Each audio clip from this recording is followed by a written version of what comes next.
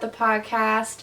This week we have a pretty special episode because I am reviewing a book that was turned into a movie. So I figured I would go over what I thought about the book first, and then I'll bring in Sebastian and we will discuss the movie. So the book is Red, White, and Royal Blue by Casey McQuiston. I think I'm saying that right. I read this book about the first week or so of August, and the movie came out like around that time as well. So I read this just before watching the movie. Sebastian did not read this. I was the only one who read this. That's another disclaimer. But yeah, this was released on Amazon Prime. Since I have a Prime membership, I watched it. But we will start with the book. So first off, I have the collector's edition, which you should be able to see. I highly recommend getting this version of the book because it comes with this gorgeous hardcover. People on YouTube can see. Very beautiful baby blue. And then there's this art right on the cover here on both sides that I think is just gorgeous. So if you're gonna buy this book, get the collector's edition because it's beautiful. But anyways, the book itself I absolutely loved. I read it over the course of about 2 days or so, and I fell in love with the characters. If you don't know what this book is about, it follows Alex, who is the president's son, and Henry, who is the Prince of England. And so it's like enemies to friends to lovers type thing. And so I was very excited when I bought this. I didn't read it for a little bit just because I had other things on my TBR. But as soon as I started reading it, I knew that this was a book that I vibed very well with. Very easy read. I really got to know Alex a lot. I loved him as a protagonist. I love hearing his thoughts. He was a very good protagonist overall, and I thought the relationship between Alex and Henry flowed very nicely. What I think was really cool about this book, and I'll probably put pictures of it on the screen as well, is that they share quite a few texts and emails through the book that are just printed on the page. They don't use all of the normal book descriptions to talk about the emails they sent. They just literally copy and paste their emails into the book, which I think really helps with feeling like you're really in Alex's mind, because you see the texts coming in, you see the emails coming in. I am curious if the email address that they used works, because they list a full email address that they use, what time it was sent, what day it was sent. So I thought that was very funny. I really enjoyed how, I don't know how to describe it, but there was so many characters that I think really helped shape Alex in his journey to discovering, one, that he has feelings for a guy, and two, that guy is Henry. I absolutely adored his sister June. I thought she was really awesome and special, and she clearly was an amazing big sister who was also willing to take bullets basically for her brother. His parents, I admit I liked them. I liked them somewhat. I understand why the movie changed up the parents' dynamics, but I did like them in both. I don't know if I'm making sense. I like them 50-50. I like how they were written about, but I think the edits also helped them as well. And I'll talk about the book to movie translation as well later on. I think with Henry's family, it made complete sense. I felt like I totally understood where Henry was coming from. I loved his sister Bea. I loved learning about her. It's a shame that she wasn't really a character in the movie. I thought she was kind of equivalent to June and how they both helped their brother's character arc. But other than that, I really enjoyed, I don't say I enjoyed it. It was really heartbreaking to hear about Henry's story, but I enjoyed seeing his progression as a character into accepting this relationship and willing to kind of talk about it. Obviously this book is set in the present day, but also not, because it's a president that doesn't exist in the real world, but all the real world implications of these two people's relationship are included. It was definitely shocking at times. I don't want to spoil everything about the book, but there was times where I felt so heartbroken for both of them. I'm sure if you've read the book or watched the movie, you know what I'm talking about. It's basically the climax of the movie. But I felt extremely heartbroken reading the book more so than the movie, because we saw Alex break down in a way that I don't think was translated well in the movie. So I thought it was just really well written. I felt like I really understood who these two people were, and I grieved for them as well as rooted for them, and of course it has a happy ending. Spoiler alert, it has a happy ending. So I felt very rewarded at the end. But other than that, I really liked the book. This is a 5-star read for me. Highly recommend it. I've heard some people complain that it was a little too spicy, if you know what I mean. I think it depends on your preferences. Things are described in detail, other things are not described. It's sort of, time jump, if you know what I mean. So if you don't want anything described to you, if you don't like that, maybe this isn't the book for you. But if you like a little bit of a description, but not, so awful a description, I would get this book.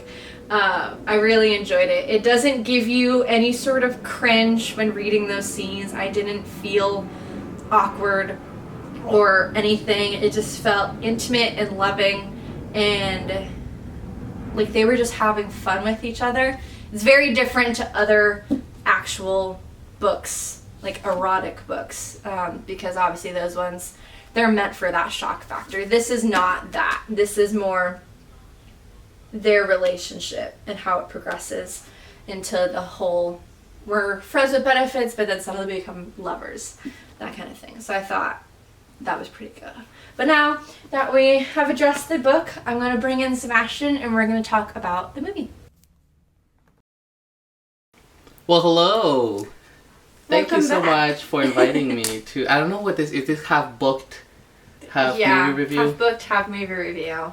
So, today I'm your guest.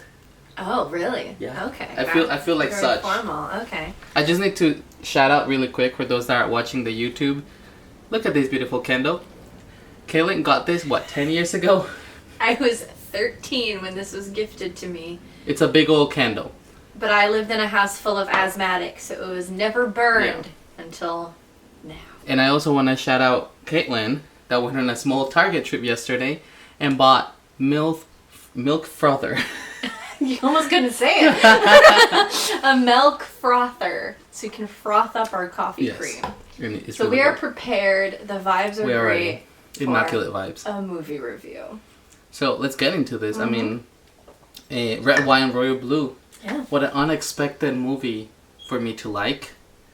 So you actually liked it? Yeah, I enjoyed my time. I didn't think you actually were fully oh wow, I actually enjoyed this movie. No, I was enjoying the movie quite a bit actually. It's one of those.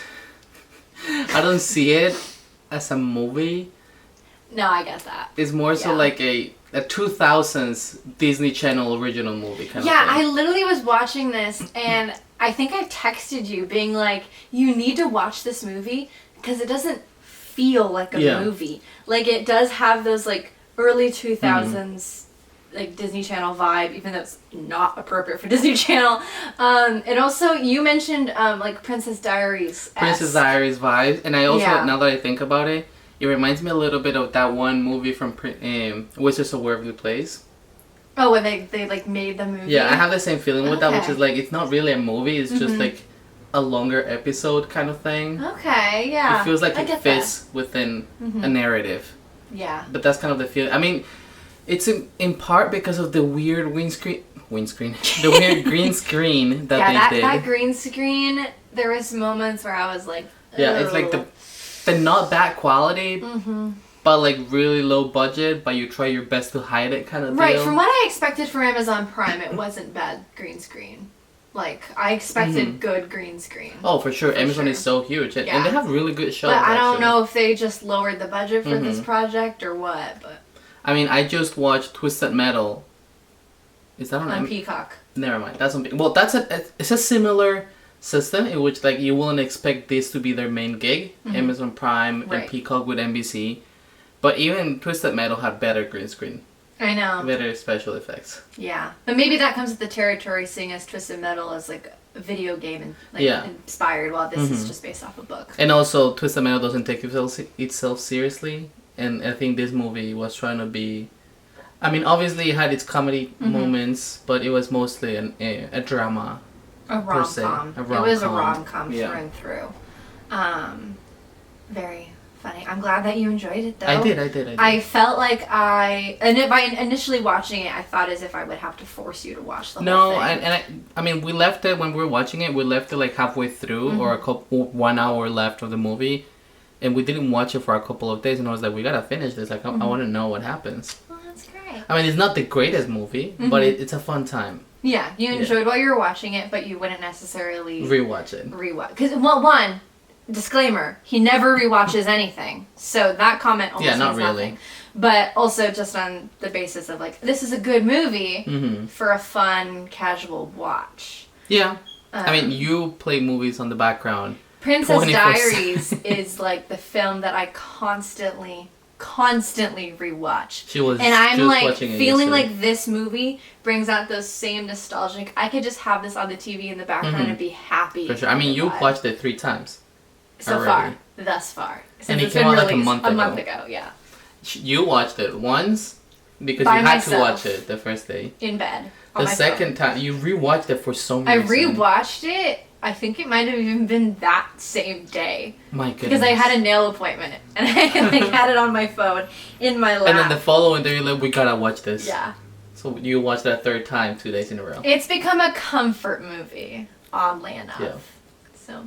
Shall we get into some reviews, you think? Yeah. First, I wanted to mention, because I mentioned this in the book segment portion, where I was going to talk about some things that were featured in the book, but not the movie. Obviously, we all know not everything from the book can translate well into the movie. Correct. I have seen a little bit of criticism for the choices that they made.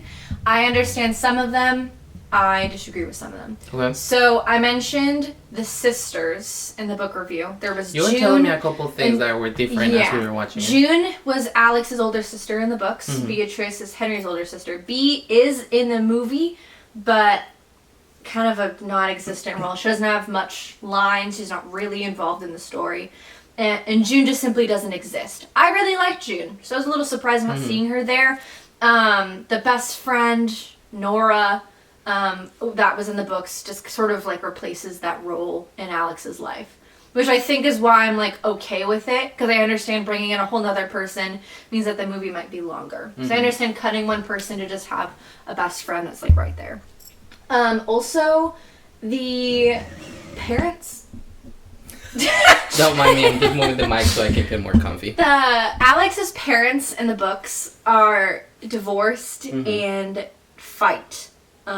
Here and there, and it causes Alex to kind of turn to Alex for like some support and comfort. Okay. In the movie, they're married couple, and she's still the president, he's still a congressman, but they're married together as a unit and very like together. They're not on the verge of separating or anything. I can see also why they did that, to cut time off the movie. Yeah. But I feel like... And not take away from the main plot. Exactly. But I feel like it helped open Alex up to talking to Henry in the book. So I was a little disappointed from a book standpoint, because I think it helped them become better friends. Because Alex and Henry first just become friends and talk to each other about their problems and turn to each other. So it's kind of sad that was not able to be translated into and this one, it was a pretty quick shift between them two. It was. And I mean, I guess it was like, oh, but I've liked you since the first time I see you. That was Henry, yeah. But it doesn't really feel like that to the audience. It more feels like you saw each other, then for some reason you hate each other. Yeah. But then it's like, oh no, we actually really like each other. And it was immediate. Yeah, I definitely think in the movie, things just got quick. It felt much quicker than in the book. So by the time, like, you got to them being more, like, friends with benefits, you're like, wow, that was fast. Like, wow. I mean, at least, like, the love portion, I feel, still felt nice. There was a separation between them just being sort of casual to being in love. I think that still translated well in the movie, but the book, I feel like, just obviously did that a lot One thing better. that was in my head at all times watching this movie is the fact that in real life, you never see the first child with the prince or the princess ever. Like, it's not in the movie. It's such a big deal that you have to be good friends and you have to keep this show going to show people that we're allies or whatever it is. But in real life, it feels like it doesn't even matter and it wouldn't happen at all. The first child and the prince or princess hanging together. Yeah, I think that's the interesting part about this book, because it's set in the present, but like an alternate reality. Yeah, exactly. Kind of thing, you know? So, like, if anything, I don't know who the first kid is at all. I think the first kid, I think, is in their 30s. Yeah. Right now, at least, yeah. The only other thing that I'll say is about the antagonist of the movie. The antagonist of the movie is a journalist that Alex had a relationship before and broke it off. And that journalist basically was jealous that he was with Henry and decides to out them to the world. Now, in the book, this is so much more complex and a lot of people have hated, like, why they did that to the movie. But in the book, it is actually really complex. So much so that I don't even know how to describe it properly. It's just basically the president's political opponent was the one who outed them in the book. Spoiler alert. I'll put a spoiler alert there on the video.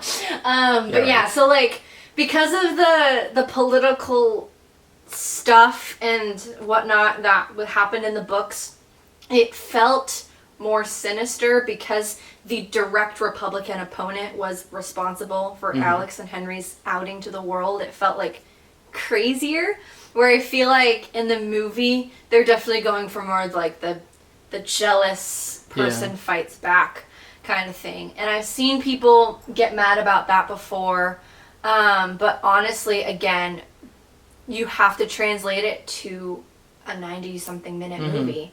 And that was such like a complex into so much plot. Politics. Yeah, like Democrat versus Republican. Like, even though it's a political movie, they kind of left all of that politics out because it would have been complicated to describe on the screen. So while I understand why people are upset that that was not translated at all, that they just kind of completely rewrote the antagonist to be basically all around evil. You gotta choose your battles. I get why they did it. Yeah. Yeah. So. My mother has just arrived in the building. Y'all want to say hi to my mom? Hello. Right here. Ben. Ben. ¿Ustedes están haciendo santismo ahí? Venga. ¿Algo ritual? De cabal. Venga.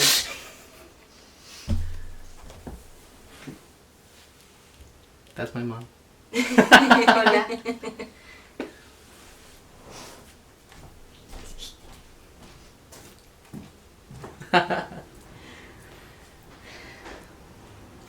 Do you want to go into reviews? Yeah, let's get into it. Okay. I found a variety of reviews.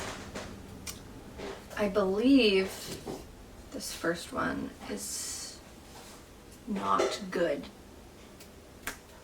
I think. I can't remember. This is from Rolling Stone. Yeah, Rolling Stone. So,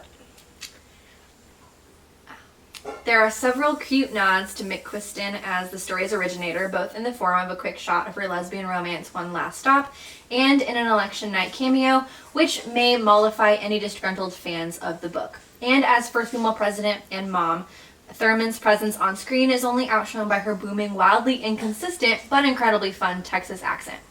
Zachar Perez, who's technically supposed to be the main character, tried his damnedest to elevate his performance above Hallmark levels, but is immediately surpassed by Galitzine, I think that's how you say his last name, at every turn. Just so you know. Perez, Alex, Galitzine, Henry. Just so you know. Oh my goodness. In fact, Galitzine does so much for the film that it starts to make you question why he's even there rather than auditioning to be Christopher Nolan's next leading man. But the chemistry never evolves into anything beyond friendliness, leaving Galitzine to do all the heavy lifting. And in a wild turn of events, the only other person who seems to know what the hell they're doing is Zara Bankston, played by Sarah Shahi. I hope I'm saying that right. President Claremont's deputy chief of staff. Shahi is brash, hilarious, and elevates the sagging dialogue into some genuinely comical moments. In the past 2 years, queer rom-coms have often been weighed down by what they have to represent. They are first or historic or unapologetically queer, laden with buzzwords and expectations that annoyingly have real-world impact on the next films made. With Red, White, and Royal Blue seemingly attempting to straddle the line between book talk virality and on-screen sensuality, the film is content with being merely rewatchable. It's easy to imagine someone finishing it and not remembering enough to click play again a few weeks later. For a more ambitious film, that would be seen as defeat. But the Prime Video original actually manages to achieve a small victory. Its coronation as a surface-level watch going down as easily as that faded wedding cake. I think this review is actually pretty on point. Yeah. Because I think we can all agree that this is not a great movie. But in it's like the grand scheme of things, it's like for what it is, it did its job. Yeah. Well done. Mm-hmm. But it didn't try to go. I mean, they used the word Hallmark movie, which is I think the perfect way to describe it.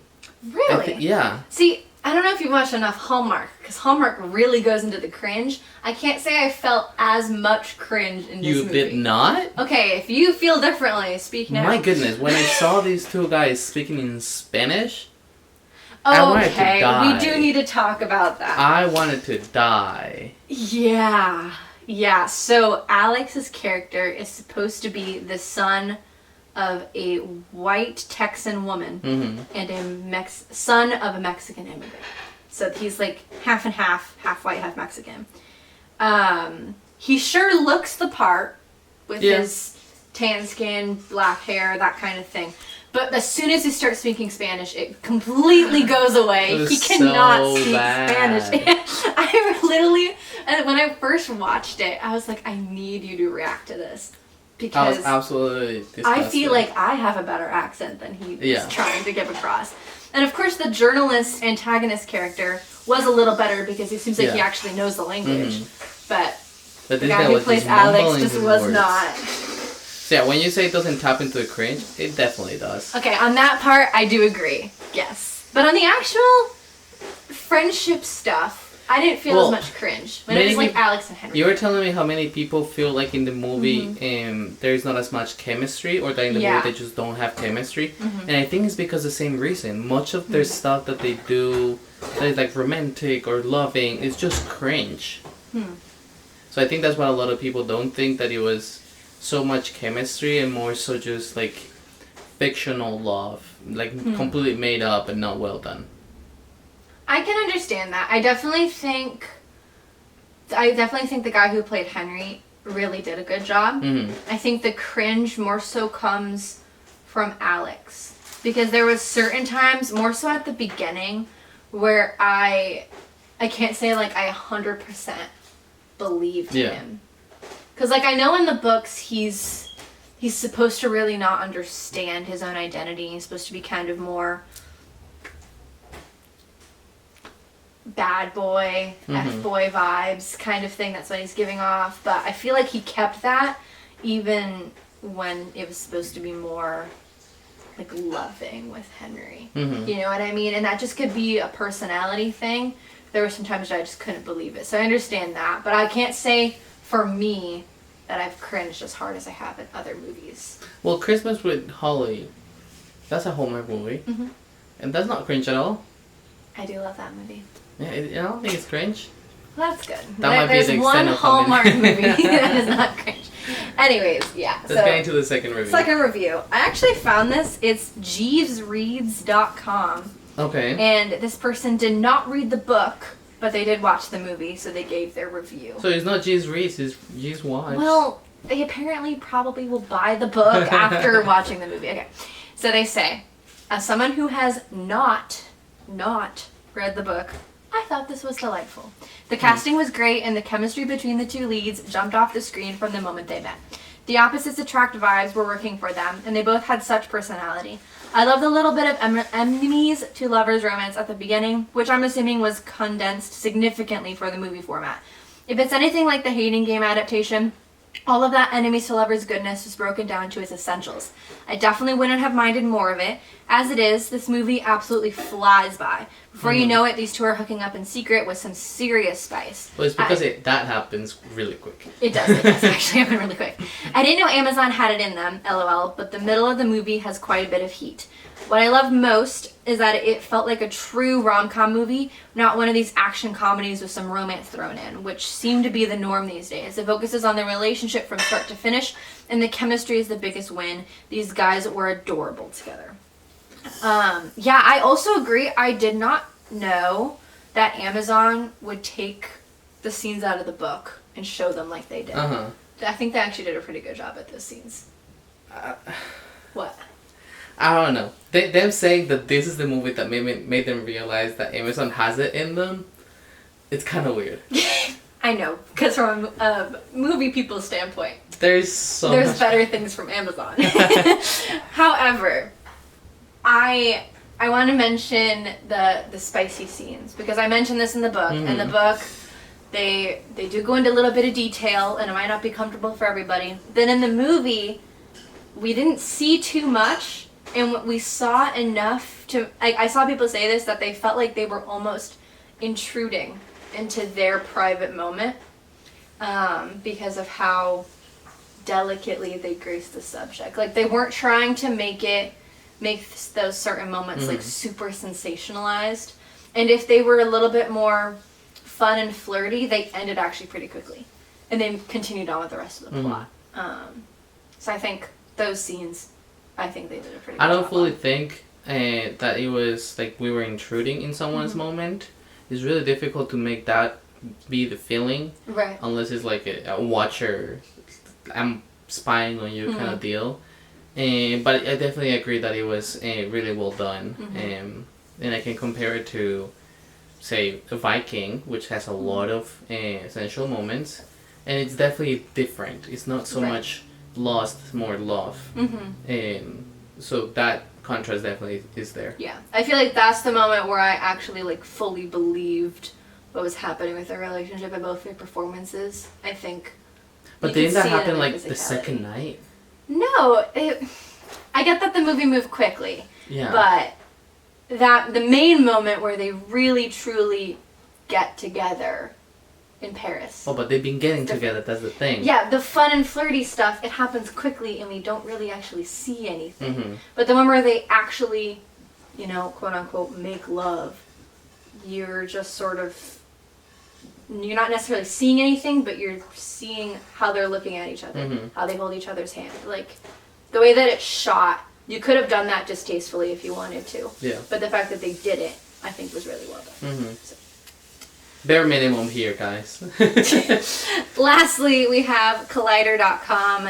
They say, director Matthew Lopez, who co-writes the script based on McQuiston's novel alongside Ted Mallower, does succeed at breathing new life into this enemies to lovers romance tale for both newcomers and diehard book fans alike. The biggest issues for Prime Video's big screen adaptation, however, are more definitely found in uneven performances that even the best creative direction and fascinating directorial choices can't completely save. All that said, it's thrilling to watch Lopez make some interesting creative choices in his approach to this romance, several of which put a spin on what we've seen before on screen. Lovers of the original book know that for a while Alex and Henry are separated by distance and duty, which means a heavy reliance on texting and phone calls, yes, even those, in this day and age. Rather than frame these late-night talks with the actors in two separate rooms, Lopez, alongside cinematographer Stephen Goldblatt, flips the idea on its head by positioning Perez and Galcine in the same place and sometimes even in the same bed. So we're given the visual of the two of them keeping each other company in a more intimate space, in spite of the fact that they're hundreds of miles away from each other in reality. Overall, in spite of its stumbles, Red, White, and Royal Blue is a charming and diverting rom-com that introduces a welcome new viewpoint to the long-running genre, and Alex and Henry's journey to love is sure to please both longtime fans of McQuiston's novel, as well as newer arrivals who are looking for a mostly solid entry point into romance itself. And they gave it a B. Mm-hmm. I really like what they did with texting. Mm-hmm. I think it was really well done and really well accomplished and really innovative. I don't think I've ever seen that in a movie before. No, not really. That's why I really enjoyed it. Because I was wondering, in a book full of emails and text messages, how are they going to film that? So the fact that they had them in the same room, but like not even like looking at each other, I thought was really cool.